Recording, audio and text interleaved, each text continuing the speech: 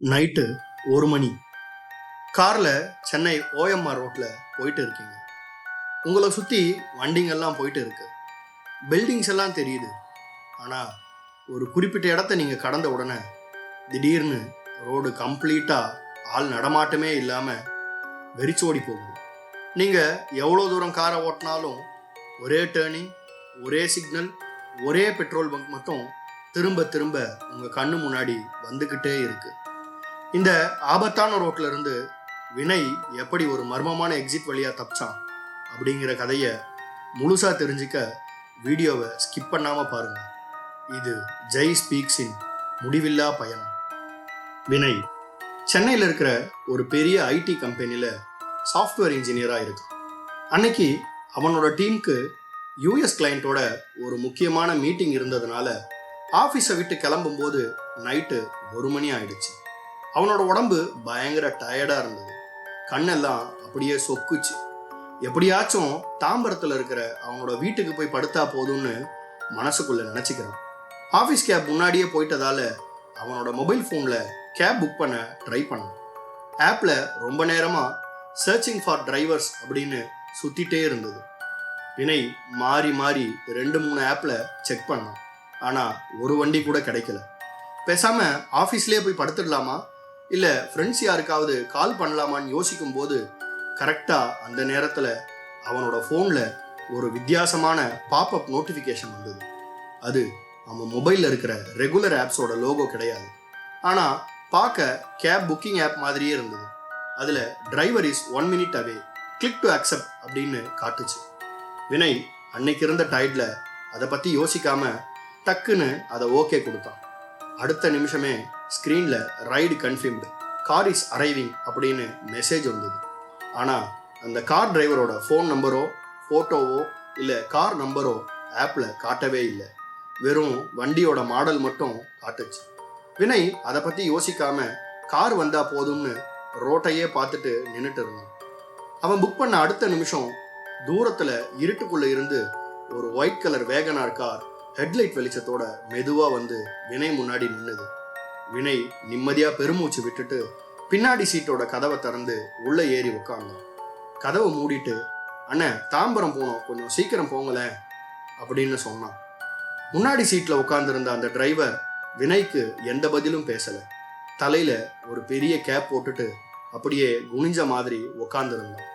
வினய் சொன்னதை கேட்டுட்டு மெதுவாக தலையை மட்டும் ஆட்டிட்டு காரை மூவ் பண்ண ஆரம்பித்தான். கார் மூவ் ஆன அடுத்த 5வது நிமிஷத்தில் வினய்க்கு ஒரு வித்தியாசமான ஃபீல் தெரிஞ்சது. காரோட உள்ள பயங்கரமான ஏசி குளிர். நிஜமாக சொல்லணும்னா அது நார்மலான ஏசி குளிர் மாதிரி இல்லை.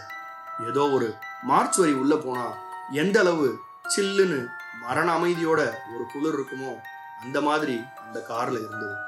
வினய் அவனோட கைகளை தேய்ச்சிக்கிட்டு, அண்ணன் ஏசியை கொஞ்சம் கம்மி பண்ணுங்களேன், ரொம்ப குளிருது அப்படின்னு சொன்னான். ஆனால் டிரைவர் அதை காதுலயே வாங்கலை. வினய் அன்கம்ஃபர்ட்டாக ஃபீல் பண்ணி அவனோட மொபைலை ஓப்பன் பண்ணான். ஆப்பை ஓப்பன் பண்ணி டிரைவர் கரெக்டான ரூட்டில் தான் போகிறாரான்னு செக் பண்ணலான்னு பார்த்த வினய்க்கு ஒரு பெரிய ஷாக்.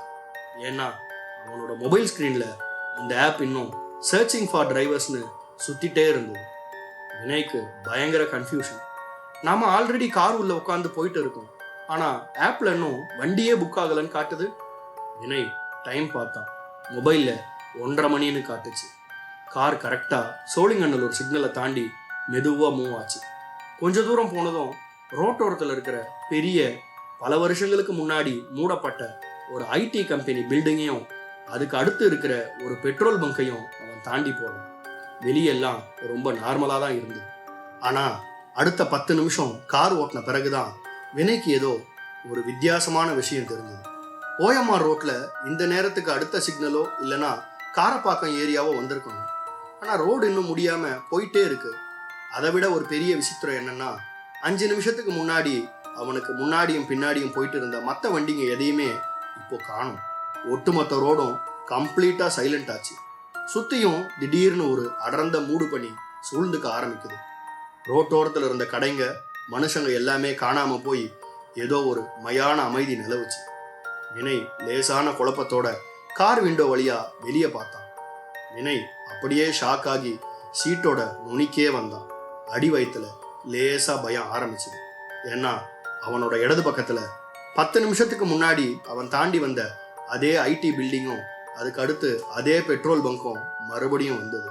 அந்த பெட்ரோல் பங்கோட டிஜிட்டல் போர்டில் பெட்ரோல் விலை காட்டுற இடத்துல நம்பர்ஸ் எல்லாம் மாறி டேஞ்சர் சிம்பலா மாறி பிளிங்க் ஆயிட்டு இருந்தது. கார் அதே மாதிரி போய்கிட்டே இருந்த அடுத்த 5வது நிமிஷம் வினயோட நெஞ்சு படபடன்னு அடிச்சுக்க ஆரம்பிச்சது. அவனோட கையெல்லாம் நடுங்க ஆரம்பிச்சது. ஏன்னா signal, ID building, petrol bunk 3வது தடவையா அவன் கண்ணு முன்னாடி வருது. அது மட்டும் இல்லை, அந்த பெட்ரோல் பங்க் போர்டில் இருக்கிற டேஞ்சர் சிம்பிள் இப்போ மண்டை ஓடு சிம்பிளா மாறி பிளிங்க் ஆக ஆரம்பிச்சது. பெட்ரோல் பங்க் இருட்டா பாலடைஞ்சு தெரிஞ்சது. இப்போ வினய்க்கு பயம் இன்னும் அதிகமாச்சு.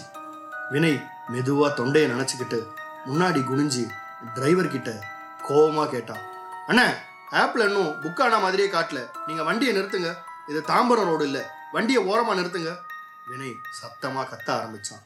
ஆனா அந்த டிரைவர் வண்டியை நிறுத்தல. இப்போ கார் 120, 140ன்னு அசுர வேகத்துல பறக்க ஆரம்பிச்சது. வினய் பயத்தோட உச்சக்கட்டத்துக்கே போய் காரோட கதவை திறந்துட்டு வெளியே குதிச்சிடலாம் அப்படின்னு யோசிச்சு டோர் ஹேண்ட்ல பிடிச்சி பலமா இழுத்தான். ஆனா கதவு லாக் ஆயிருந்தது. எவ்வளோ ட்ரை பண்ணியும் திறக்கவே முடியல. காரோட விண்டோ கிளாஸை டவுன் பண்ண ஸ்விட்சை ப்ரெஸ் பண்ணான். ஆனா எந்த ஸ்விட்சும் ஒர்க் ஆகலை.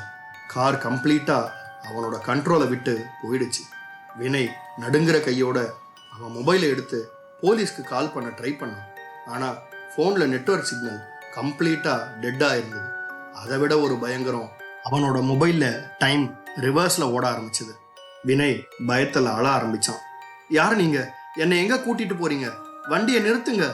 வினய் அடி வயத்திலிருந்து பயத்தில் கத்தி அழுதான். கரெக்டாக அந்த நேரத்தில் முன்னாடி சீட்டில் இருக்கிற அந்த டிரைவர் மெதுவா காரோட நடுவில் இருக்கிற ரியர் வியூ மிரர் மூலமா பின்னாடி சீட்டில் இருக்கிற வினய நேருக்கு நேராக பார்த்தான். அந்த கண்ணாடி வழியா டிரைவரோட முகத்தை பார்த்த வினய்க்கு ரத்தம் அப்படியே உறைஞ்சி போச்சு. அந்த கண்ணாடியில் தெரிகிற முகம் ஒரு மனுஷ முகம் கிடையாது. அது கருகி போன தோள்களோடும் கண்ணு இருக்க வேண்டிய இடத்துல எந்த ஒரு கண் விழிகளும் இல்லாம வெறும் இருட்டான 2 குழி மட்டும்தான் இருந்தது. காரோட எஃப்எம் ரேடியோல இருந்து திடீர்னு ஒரு சத்தம் மட்டும் கேட்டது. அந்த ரேடியோ சத்தத்துக்கு நடுவில் அந்த டிரைவரோட விசித்திரமான குரல் கேட்டது. வினய், நீ இப்போ போயிட்டு இருக்கிறது முடிவில்லாத நரகத்தோட பாதை. இந்த ரோடுக்கு என்ட்ரி மட்டும்தான் இருக்கு, எக்ஸிட் கிடையாது. நீ இங்கேயே தான் என்னோட காரில் சுத்திட்டே இருக்கணும். காரோட ஸ்பீடா மீட்டர் முள்ளு இப்போ 160 தாண்டி 180, 200ன்னு ஏறிட்டே போச்சு. ஆனால் அவ்வளோ ஸ்பீடில் கார் போகும்போது காரோட இன்ஜின் சத்தமோ டயர் சத்தமோ அதிர்வோ கொஞ்சம் கூட இல்லை. ஒரு மயான அமைதியோட அந்த கார் காத்துல மிதந்து போற மாதிரி அசுர வேகத்துல பறந்தது. வினய்க்கு இப்போ பயம் போய் ஒரு அசுர வெறி வருது. இவன் கிட்ட மாட்டி சாகக்கூடாது, இவனை சும்மா விடக்கூடாதுன்னு வினய் தன்னோட கண்ட்ரோலை கம்ப்ளீட்டா இழந்தான். பின்னாடி சீட்ல இருந்தபடியே அவனோட 2 கால்களையும் தூக்கி முன்னாடி இருக்கிற அந்த டிரைவரோட தலையில அவனோட ஒட்டுமொத்த பலத்தையும் திரட்டி பலமா எட்டி உதைச்சான். வினய் வெறியோட உதைச்ச அந்த அசுர வேகத்துல முன்னாடி இருந்த அந்த டிரைவரோட உருவம் லேசான கரும்புகையா கலைஞ்சுது. ஸ்டியரிங்ல இருந்து டிரைவரோட கை நழுவுச்சு. வினய் டக்குன்னு பின்னாடி சீட்ல இருந்து முன்னாடி சீட்டுக்கு பாஞ்சு ஸ்டியரிங்கையும் காரோட கண்ட்ரோலையும் தன் கைக்கு மாத்திக்கிட்டான். இப்போ கார் வினயோட கண்ட்ரோல்ல இருக்கு. ஆனா வண்டி இன்னும் 140 கிலோமீட்டர் வேகத்துல அந்த லூப் ரோட்ல தான் ஓடிட்டு இருந்தது. பிரேக் இன்னும் ஒர்க் ஆகல. வினய் அசுர வேகத்துல காரை ஓட்டிட்டே சுத்தி பார்க்கறான். இங்கிருந்து தப்பிக்க எக்ஸிட் பாயிண்ட் கண்டிப்பா இந்த லூப் அல்கரிதத்துல இருக்கும். அது எங்க இருக்கு? கார் இப்போ 6வது தடவையா அதே பெட்ரோல் பங்கை கிராஸ் பண்ணுச்சு. டக்குன்னு அவனோட கண்ணு அந்த பெட்ரோல் பங்க்ல இருக்கிற டிஜிட்டல் போர்டு மேல படுது. அந்த போர்டுல மண்டை ஓடு சிம்பலுக்கு கீழே சின்னதா ரத்த சிவப்பு நிறத்துல எக்ஸிட் டேக் லெஃப்ட் அப்படின்னு டிஜிட்டல் எழுத்துக்கள்ல பயங்கரமா பிளிங்க் ஆச்சு. ஆனா அங்க இருந்தது அந்த பெட்ரோல் பங்கோட ஒரு தடிமனான பெரிய காங்கிரீட் வால். கார் இப்போ 140 கிலோமீட்டர் ஸ்பீட்ல போயிட்டு இருக்கு. அந்த செவுத்துல காரை திருப்பினா கார் மோதி அப்பளமா உடம்பு சிதறி வினய் சம்பவ இடத்துலயே செத்துடுவான். ஆனா காரோட ரியர்வியூ மிரர்ல வினய் பார்க்கும்போது கலைஞ்சி போன அந்த உருவம் இப்போ காரோட பின்னாடி சீட்ல மறுபடி ஒன்னா சேர்ந்து வினயோட கழுத்தை நெரிக்க முன்னாடி பாஞ்சுது. காருக்குள்ள மரண குளிர் ஏறுது. வினய் ஒரு முடிவெடுத்தான். அந்த செவுத்துல மோதி செத்தாலும் பரவாயில்ல, இந்த பேய்கிட்ட மாட்டக்கூடாது. வினய் அவனோட ஒட்டுமொத்த பலத்தையும் தன்னோட கையில கொடுத்து ஸ்டேரிங்கை இடது பக்கமா திருப்பி அந்த காங்கிரீட் சுவரை நோக்கி பலமா மோதனான். கார் நேரா அந்த பெட்ரோல் பங்க் காங்கிரீட் சுவரை நோக்கி 140 கிலோமீட்டர் ஸ்பீட்ல இடிச்சுது. வினய் பயத்துல கண்ணை மூடிட்டு கத்த ஆரம்பிச்சான். ஆனா கார் சுவர்ல மோதி உடையவே இல்லை. கார் அந்த செவுத்துக்குள்ள நுழைஞ்ச அடுத்த மில்லி செகண்ட் ஒரு பிரகாசமான கண்ணை பறிக்கிற வெள்ளை வெளிச்சம் வினயோட கண்ணை மறைச்சுது. வினய் அப்படியே மயக்கமானான். கொஞ்ச நேரம் பொறுத்து வினய் மெதுவா கண்ணை திறந்து பார்த்தான். சுத்தியும் வண்டிங்க போற சத்தம், காலை நேரத்து இதமான சூரிய வெளிச்சம் அவன் முகத்துல பட்டுது. வினய் சுத்தி பார்த்தான். அந்த ஒயிட் வேகனார் கார் ஓஎம்ஆர் ரோட்டோரத்துல நார்மலா பத்திரமா நின்றுட்டு இருந்தது. கார் உள்ள டிரைவர் யாரும் இல்லை, வினய் மட்டும்தான் இருந்தான். மொபைல் எடுத்து பார்த்தான். சிக்னல் ஃபுல்லா இருந்தது. டைம் காலையில 6 மணின்னு காட்டுச்சு. வினய்க்கு ஒட்டுமொத்த உடம்பும் நிம்மதியில அப்படியே தளருது. மனசுக்குள்ள ஒரு நிம்மதி வந்தது. காரை விட்டு அவசரமா இறங்கி கவர்மெண்ட் பஸ்ஸில் தன்னோட வீட்டுக்கு கிளம்பினான்.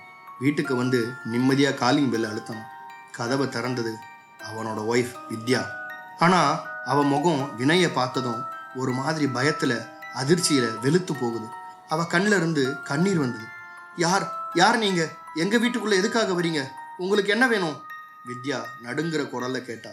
வினய் அதிர்ச்சியாகி, என்ன வித்யா விளையாடுறியா? நான் வினய், நேற்று நைட்டு ஆஃபீஸ்ல இருந்து வர லேட் ஆயிடுச்சு அப்படின்னு பதட்டமா சொன்னான். வித்யா பயத்துல கத்தனான். பொய் சொல்லாதீங்க, என் புருஷன் வினய் 5 வருஷத்துக்கு முன்னாடியே ஓஎம்ஆர் ரோட்ல வரும்போது நடந்த கார் ஆக்சிடென்ட்ல இறந்துட்டாரு.